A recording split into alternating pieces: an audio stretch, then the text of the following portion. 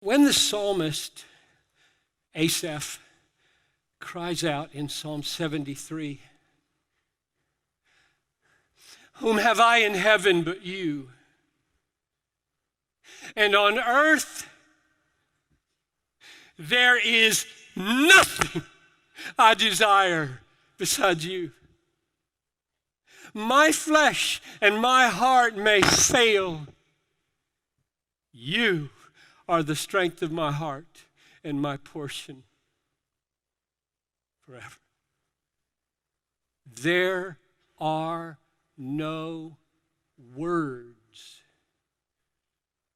that glorify God more than that.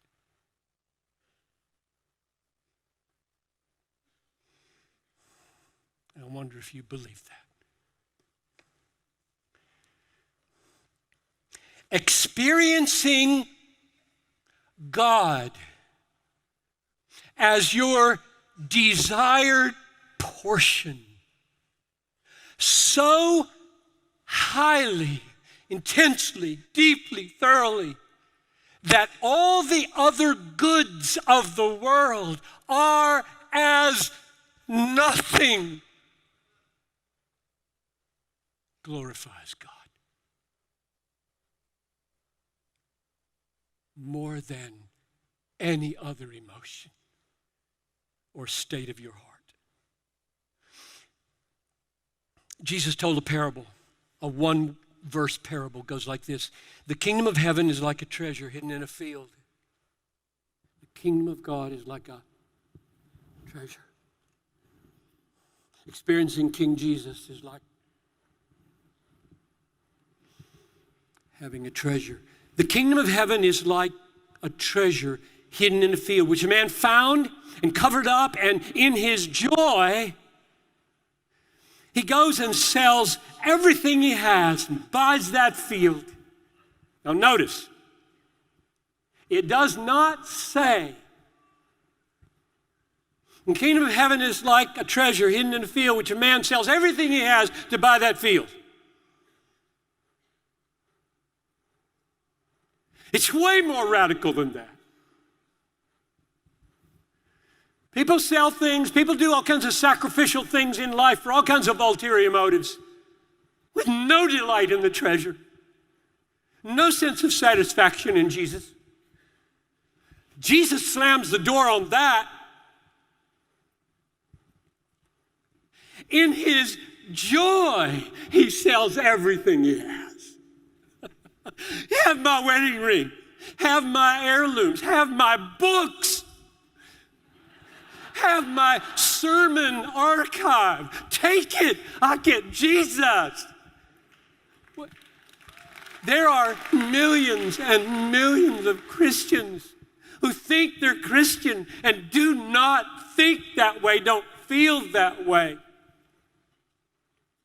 It's a decision they made. It's a commitment they have. It's a duty they do. They do the right stuff. What do they do with the Psalms?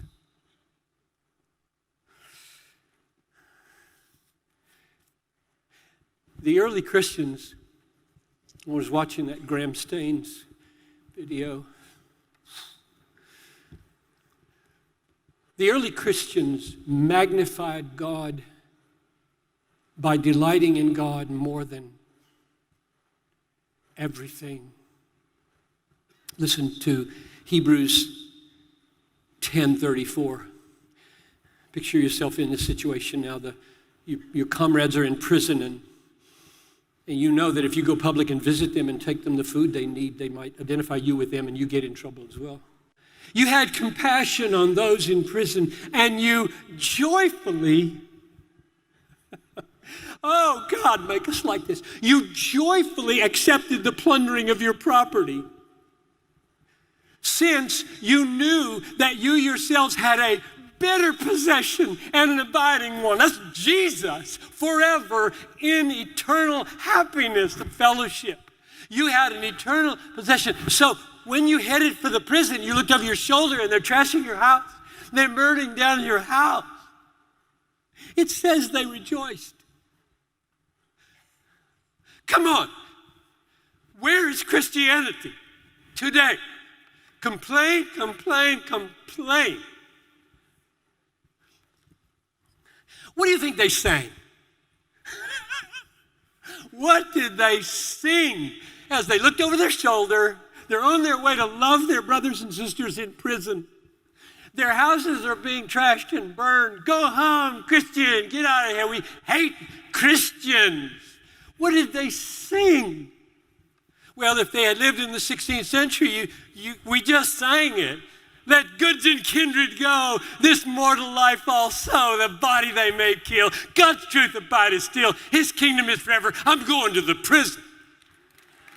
But they didn't live in the 16th century. So what did they sing? I don't know. But here's what I'll bet they sang. Whom have I in heaven but you? And on earth there's nothing I desire besides you. My flesh, my heart, my house, my books, my computer may fail, but you are the strength of my heart and my portion forever. I'm going to the prison. Singing. That's crazy. Oh, that we would be Christians. Oh, that our churches would be Christians. What is at stake in human emotion is the glory of God. If you don't delight in God, you dishonor God. And the more you're satisfied in him, the more he's glorified in you. It is no more optional for us to pursue gladness in God than it is for God to pursue glory in us. They are both absolutely essential, and in the redeemed, they happen together. God pursues the magnifying of his beauty in the satisfying of your soul in that beauty. That's why he made the world. It's got to happen, or you perish. You must be born again. No person can do this.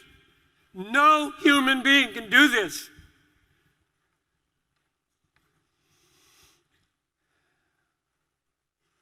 So the Psalms clarify for us how essential the spiritual emotions are for authentic, God-glorifying worship and living.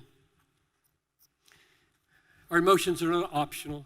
I hate the talk that it's icing on the cake or caboose at the end of the train or somehow marginal when it's central. You die without them. You must experience a miracle